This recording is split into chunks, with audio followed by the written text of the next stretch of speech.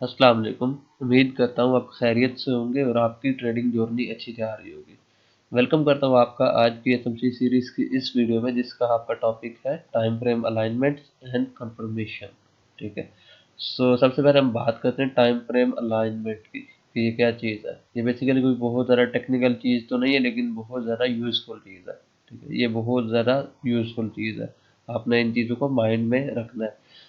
Left side के ऊपर आप देखें तो आपके पास लिखे हुए हायर टाइम फ्रेम HTF। ठीक है, HTF stands for higher time frame. Right side पे आपके पास लिखे हुए लोअर टाइम फ्रेम LTA।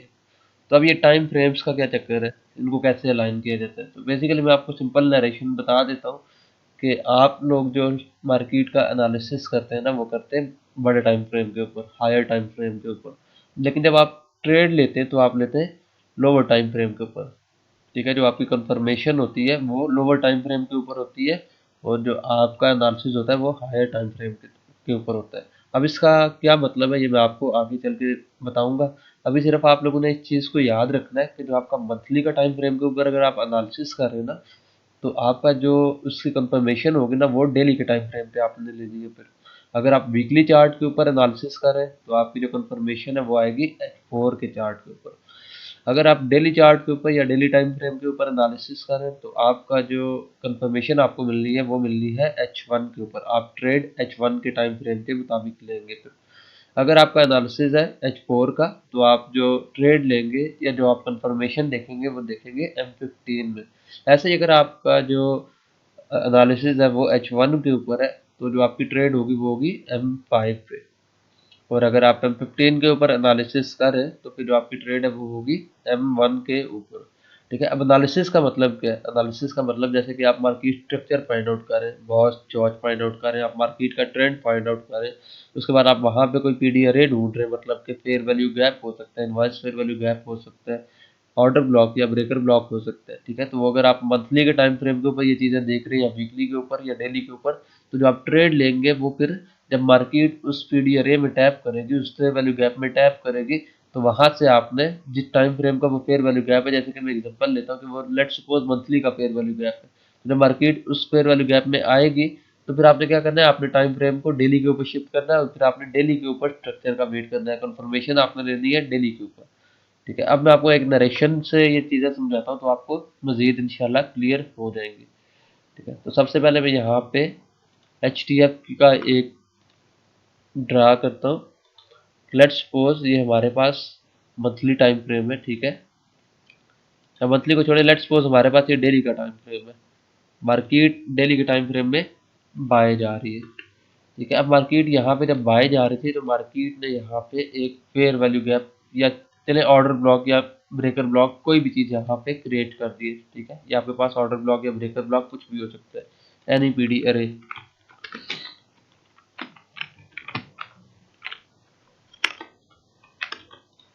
ठीक है, अब ये आप देखें डेली का टाइम फ्रेम है, क्या है, मार्केट ने ये लो है, हाई लगाया, फिर लो लगाया, फिर हाई लगाया, मतलब हाइस को ब्रेक करी है, तो ये क्या है, बुलिश ट्रेंड है आपके पास। यहाँ पे आपके पास बॉस भी हो जाता है। ठीक है, मैं इसको मार्क कर देता हूँ कि यहाँ पे मार्केट ने बॉस भी कर दिया बाय साइड की तरफ। ठीक है, अब बुलिश है ट्रेंड आपके पास डेली के ऊपर, ये एक PDRA आ गई, ये कुछ भी हो सकता है, फेयर वैल्यू गैप हो सकता है, मिड ऑर्डर ब्लॉक हो सकता है, ब्रेकर ब्लॉक हो सकता है, या इनवर्स फेयर वैल्यू गैप हो सकता है, कुछ भी हो सकता है।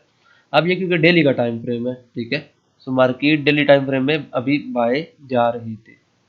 अब आपने ट्रेड लेनी है इस फेयर वैल्यू गैप से बाय साइड की, तो आप बेसिकली क्या करेंगे, जब मार्केट, अब मैं आपको एक और चीज बताता हूँ, अब मार्केट जब वापस आएगी इस फेयर वैल्यू गैप में, ठीक है, मैं आपको, ये हमारा इस साइड के ऊपर हो गया हायर टाइम फ्रेम, या मैं सिंपल लिख देता हूँ इसको HTF। ये हमारा हो गया हायर टाइम फ्रेम कि मार्केट इसमें बाय जा रही है। अब मार्केट को जब इस PDRA में आना है तो H1 में कैसे आएगी, आप उसको अगर आप H1 में देखेंगे तो ऐसा तो हो नहीं सकता कि H1 में वो सीधा एक ही घंटे में वापस यहाँ पे आ जाए। मार्केट बेसिकली क्या करेगी, मार्केट कुछ इस तरीके से सेल आएगी, मैं आपको बताता हूँ। मार्केट ये, फिर ये, फिर ये, मतलब H1 में मार्केट ऐसे नीचे आ रही होगी ना। ठीक है, डायरेक्ट एक घंटे में तो वापस वो नहीं आ जाएगी ना नीचे। अब जब मार्केट ने इसमें टैप कर दिए। तो अब आप अगर डेली का टाइम फ्रेम देखें यहाँ पे H T F time frame, तो ये बुलिश था। लेकिन आप H1 में जब यहाँ पे देख रहे हैं एल टी एफ में, तो ये क्या हो गया, ये बेरिश हो गया। H1 बेरिश है, डेली बुलिश है।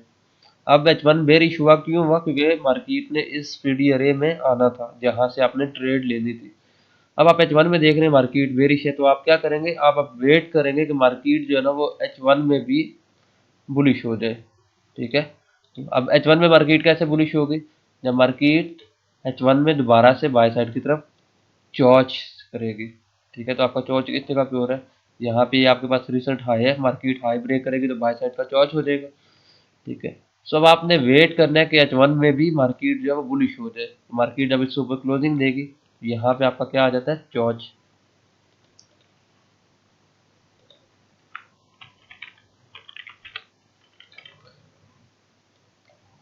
ये आपका चॉच हो जाएगा H1 में। अब देखें इस चीज़ का लॉजिक क्या है, बेसिकली बेसिकली इसको हम इस वजह से देखते हैं कंफर्मेशन को, कि देखें डेली के ऊपर मार्केट क्या है, बुलिश है। मार्केट में एक यहाँ पे पीडी अरे है। ठीक है, मतलब fair value gap, inverse fair value gap, breaker, order block, कुछ भी हो सकता है यहाँ पे। अब जब मार्केट वापस नीचे आएगी इसको लेने के लिए, तो आप H1 में देखेंगे तो मार्केट कुछ इस तरीके से आ रही होगी नीचे। ठीक है, वो एक ही कैंडल में तो नीचे आएगी नहीं, उसको टाइम लगेगा आने में।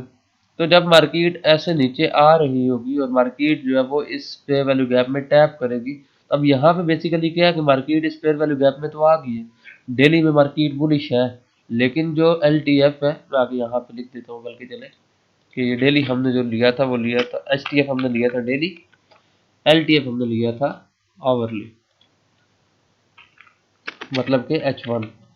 कुछ लोग इसको 1H भी बोलते हैं। ठीक है, तो लोअर टाइम फ्रेम आपका जो है वो 1 घंटे का था। सो अब क्योंकि डेली में तो मार्केट बुलिश है, लेकिन H1 में मार्केट अभी बेरिश है, आपने ट्रेड लेनी है बाय साइड की। तो अब ऐसा तो हो नहीं सकता कि मार्केट बेरिश है छोटे टाइम फ्रेम में और आप बाय की ट्रेड उठा लें। तो आप वेट करेंगे कि मार्केट H1 में भी बुलिश हो जाए। डेली में तो ऑलरेडी बुलिश है, मार्केट इस फेयर वैल्यू गैप में आई, अब यहाँ पे आने के बाद मार्केट H1 में भी बुलिश होगी। डेली में पहले ही बुलिश थी, H1 में दोबारा बुलिश हो गई। अब इसका क्या मतलब है कि अब मार्केट यहाँ से वापस ऊपर जाएगी। अगर तो यहाँ पे मार्केट H1 में बुलिश नहीं होती, तो उसका क्या मतलब होता है कि मार्केट में नीचे भी तो कोई पीडीआर है ना, जरूरी तो नहीं है ना कि जो हमने ये वाला ड्रॉ किया मार्केट में सिर्फ यही फेयर वैल्यू गैप है, हो सकता है एक फेयर वैल्यू गैप यहाँ पे भी हो। ठीक है, पॉसिबिलिटी है ना।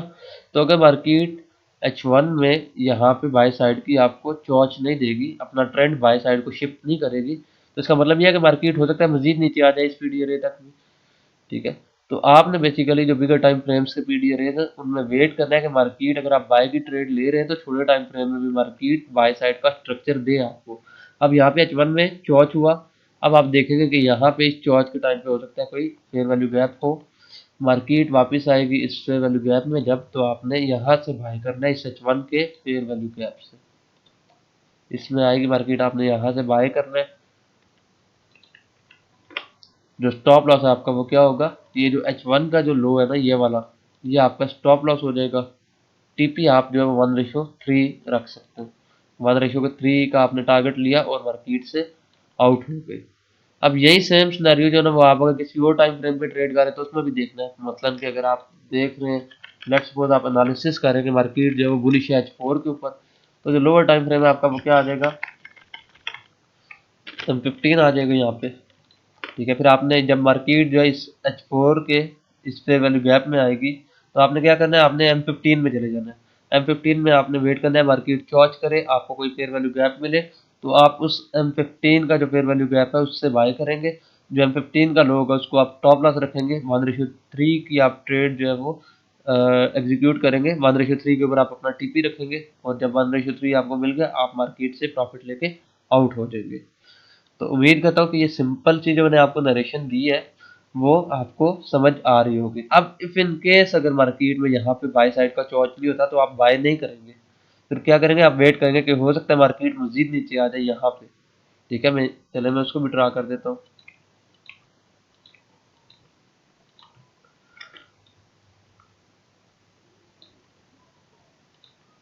मार्केट ने लेट्स सपोज यहाँ पे अभी चॉच नहीं किया। मार्केट मजीद नीचे गिरी है। तो जब तक आपके पास चॉच नहीं होगा बाय साइड का छोटे टाइम फ्रेम पे, आप बाय नहीं करेंगे। अब हो सकता है कि मार्केट ने ऊपर वाला जो ईपीडी एरिया यहाँ से चॉच ना किया हो, तो आप यहाँ से बाय नहीं करेंगे। आप वेट करेंगे कि जब तक मार्केट चॉच नहीं करती आप बाय नहीं करेंगे। अब जब मार्केट में बाय साइड का यहाँ पे चॉच हो गया, ठीक है, यहाँ पे आके आपके पास बाय साइड का चॉच हो गया, तो आप ये जो नीचे वाला फेयर वैल्यू गैप है ना, जो नीचे वाला पीडीआर है, फिर आप यहाँ से बाय करेंगे। जब यहाँ पे चोच हुआ तो फिर इस चोच में अगेन वही चीज़ होगी कि चोच में आप देखेंगे कि कोई फेयर वैल्यू गैप होगा या कोई inverse fair value gap, order block, कुछ भी हो सकता है। लेट्स सपोज हम एज्यूम करते हैं कि ये एक IFVG है, इनवर्स फेयर वैल्यू गैप है। अब इस चोच के बाद क्या करना है मार्केट को, मार्केट जब नीचे आएगी वापस इसी इनवर्स फेयर वैल्यू गैप में, तो आपने इस इनवर्स फेयर वैल्यू गैप से बाय कर लिया है। आपका जो टीपी होगा वो क्या होगा, 1:3 आप टारगेट कर सकते हैं, या फिर आप कोई प्रीवियस हाई को टारगेट कर सकते हैं। स्टॉप लॉस जो है वो आपका यहाँ पे रहेगा इस लो के नीचे, ठीक है। एंट्री पॉइंट आपका कहाँ पे आएगा, इस इनवर्स फेयर वैल्यू गैप के बीच में से। टीपी आपका क्या होगा, 1:3, या फिर आप ये हाई जो थे प्रीवियस इनको भी आप टारगेट कर सकते हैं, जो डेली का हाई था या H4 का हाई था, जो मतलब आपके जो बड़े टाइम फ्रेम का जो आपने HTF देखा था उसका हाई था, वो भी आप टारगेट कर सकते हैं। तो यहाँ पे मैं सेल की जो कंफर्मेशन है उसका भी एक नरेशन दे देता हूँ। उम्मीद करता हूँ कि आपको ये समझ आ रही होगी। बाकी मैं इंशाल्लाह चार्ट्स के ऊपर इसको कल 2-4 एग्जांपल्स के साथ भी समझाऊंगा।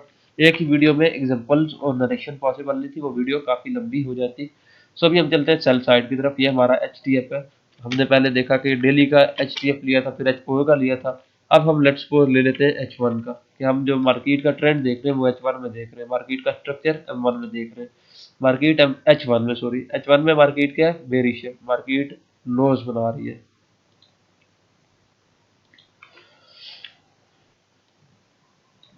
ठीक है। अब H1 में मार्केट लो बना रही है और मार्केट ने, रुकिएगा एक मिनट, यहाँ पे फेयर वैल्यू गैप्स क्रिएट कर दिए। लेट्स सपोज एक ये रहा आपके पास और एक आपके पास हो सकता है यहाँ पे आ जाए। अब हमारे पास जब मार्केट इस, आपने करना क्या, बेसिकली आपने कंफर्मेशन किस में लेनी है, LTF क्या होगा, लोअर टाइम फ्रेम H1 के साथ 5 मिनट M5, ठीक है। सो अब मार्केट, अब अगर हम M5 में देखेंगे तो मार्केट जब स्ट्रेट अवे, तो एक कैंडल में M5 में वापस ऊपर तो नहीं जाएगी ना। अब आप आगे देखें कि मार्केट अगर M5 में आप उसको देखेंगे कि जब मार्केट इस फेयर वैल्यू गैप तक आएगी तो वो कैसे आएगी, वो ऐसे आएगी, हायर हाइज बना के आएगी, मतलब ट्रेंड थोड़ी सी टाइम के लिए अपना बुलिश हो जाएगा मार्केट का। अब यहाँ पे मार्केट ने इस फेयर वैल्यू गैप को टैप कर दिया, ठीक है। आपने यहाँ से सेल करना था, लेकिन आप डायरेक्ट सेल तो नहीं करेंगे ना। सेल के लिए आपने क्या करना है, आपने वेट करना है कि मार्केट H1 में बेरिश है लेकिन M5 में मार्केट क्या है, बुलिश है। तो बुलिश मार्केट को आप सेल तो नहीं कर सकते, आपने वेट करना है कि H1 में तो पहले से ही बेरिश है, M5 में भी बेरिश हो जाए। अब M5 में मार्केट कैसे बेरिश होगी, जब वो सेल साइड का चॉच कर देगी M5 में। तो आपने यहाँ पे क्या देखना है, मार्केट जब M5 में भी सेल साइड का चॉच करेगी, तब आप देखेंगे कि क्या वहाँ पे आपके पास कोई फेयर वैल्यू गैप आ रहा है M5 में या नहीं। लेट्स सपोज यहाँ पे चॉच हो गया, ठीक है, और एक फेयर वैल्यू गैप भी आपको मिल गया, यहाँ पे आपके पास लेट्स सपोज M5 का भी फेयर वैल्यू गैप आ गया। तो आपने क्या करना है, फिर जब मार्केट वापस इस फेयर वैल्यू गैप में आएगी तो आप यहाँ से क्या करेंगे, सेल करेंगे। टीपी आप रख सकते हैं 1:3 का, या फिर कोई प्रीवियस लोस को भी आप टारगेट कर सकते हैं। स्टॉप लॉस जो है वो आपका कहाँ पे रहने वाला है, इस हाई के ऊपर, ये जो M5 का हाई है, ठीक है। स्टॉप लॉस आपका यहाँ पे रहेगा। इस मेथड से जो आपके स्टॉप लॉसेज है वो भी बहुत छोटे हो जाते हैं, क्योंकि अगर आप H1 के हिसाब से स्टॉप लॉस रखें तो ये हाई आपका स्टॉप लॉस आएगा, हो सकता है ये काफ़ी बड़ा स्टॉप लॉस हो। लेकिन जब आप M5 में इसकी कंफर्मेशन लेंगे और M5 के हिसाब से आप ट्रेड करेंगे तो आपका जो स्टॉप लॉस है वो काफ़ी छोटा हो जाएगा। लॉजिक सिंपल सा ये है कि जो आप ट्रेंड देख रहे हैं अगर आप H1 का, ठीक है, तो आपने फिर वेट करना है कि H1 के साथ साथ M5 का भी जो ट्रेंड है वो बेरिश हो जाए। जब M5 का ट्रेंड बेरिश होगा तब आप ट्रेड लेंगे। अगर M5 बाय जा रहा है तो आप उसमें डायरेक्ट इस फेयर वैल्यू गैप से सेल नहीं करेंगे, ठीक है। आप डायरेक्ट फेयर वैल्यू गैप से सेल नहीं करेंगे, आप वेट करेंगे कि मार्केट जो है वो M5 में भी बेरिश हो जाए। अब कुछ लोग जो है वो ऐसे भी करते हैं कि वो देखते ही नहीं है कि H1 का फेयर वैल्यू गैप है या नहीं है, वो सिर्फ M5 खोल के रखे रखते हैं। M5 में जब चौच हुआ सेल साइड का तो सेल की एंट्री ले ली, जब M5 में बाय का चौच हुआ बाय की एंट्री ले ली। तो ये काम आपने नहीं करना, आपने M5 के साथ H1 का पीडी लाजमी देखना है। अगर H1 का फेयर वैल्यू गैप है, उसमें मार्केट टैप कर रही है, उसके बाद सेल साइड का चौच कर रही है, तो फिर आप एंट्री लेंगे। अगर M5 में मार्केट चौच कर रही है सेल साइड का, लेकिन पीछे कोई फेयर वैल्यू गैप नहीं है, ठीक है, जैसे कि मैं इसको रिमूव कर दूं तो यहाँ पे कोई फेयर वैल्यू गैप नहीं था, सिर्फ M5 में मार्केट ने चौच किया सेल साइड का, तो आप इस M5 के चौच से सेल नहीं करेंगे। आपको हमेशा एक बड़े टाइम फ्रेम का जो पीडी है वो चाहिए होगा ट्रेड करने के लिए।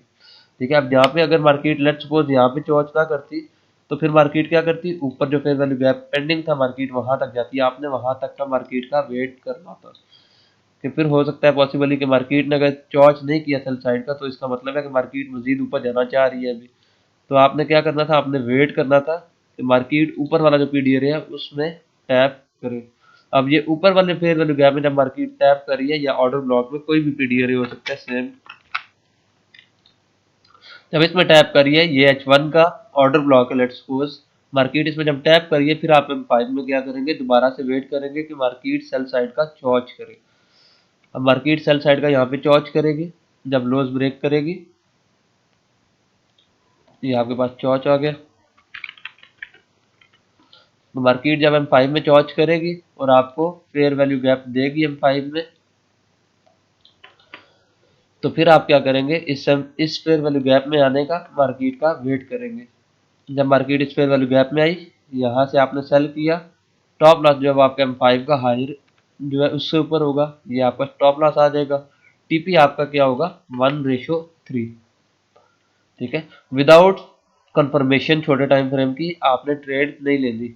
H1 में मार्केट बेरिश है, आपके पास एक पीडी अरे है, आप वेट करें मार्केट इस पीडी अरे में जब आई, तो फिर आप M5 में शिफ्ट होके वेट करेंगे कि अगर ये बेरिश पीडी अरे था तो M5 में भी मार्केट बेरिश हो जाए, सेल साइड का चौच दे। जब सेल साइड का चौच हुआ और उसमें फेयर वैल्यू गैप आया, तो आप उस फेयर वैल्यू गैप से या ऑर्डर ब्लॉक से सेल करेंगे M5 पे, और स्टॉप लॉस आप अपना M5 का जो हाई है उससे ऊपर रखेंगे। विदाउट फेयर वैल्यू गैप अगर यहाँ पे आपके पास चॉच हो जाता है और उसमें फेयर वैल्यू गैप नहीं आता या इनवर्स फेयर वैल्यू गैप नहीं आता, तो फिर आप इसको ट्रेड नहीं करेंगे। आप वेट करेंगे कि जब आपको मार्केट फेयर वैल्यू गैप दे, तब आप ट्रेड करेंगे। यहाँ पे भी सेम सीन है कि मार्केट ने इस पीडीआरए में टैप किया, इसके बाद चॉच किया, लेकिन अगर यहाँ पे आपके पास फेयर वैल्यू गैप नहीं है या इनवर्स फेयर वैल्यू गैप नहीं है, कोई पीडीआरए नहीं है, तो फिर आप बाय नहीं करेंगे इस चॉच के ऊपर, आप वेट करेंगे कि मार्केट आपको फेयर वैल्यू गैप दे। ठीक है, तो विदाउट बड़े टाइम फ्रेम के पीडीआरए आपने छोटे टाइम फ्रेम को ट्रेड नहीं करना, और अगर आपको छोटे टाइम फ्रेम में चॉच के बाद पीडीआरए नहीं मिल रहा, तब भी आप ट्रेड मत करें। आप वेट करें कि मार्केट आपको कोई क्लियर प्राइस एक्शन शो करे, तब ही आप ट्रेड करें। तो ये सिर्फ आज मैंने आपको नरेशन दी है इसकी, कल मैं आपको इंशाल्लाह 4-5 एग्जांपल दिखाऊंगा इसकी कि कैसे आप चार्ट्स के ऊपर कंफर्मेशन देख सकते हैं। तब तक आप इस नरेशन को स्टडी करें, टाइम फ्रेम की अलाइनमेंट को याद करें। मिलते हैं कल की वीडियो में, तब तक मुझे इजाज़त दें। अल्लाह हाफिज़।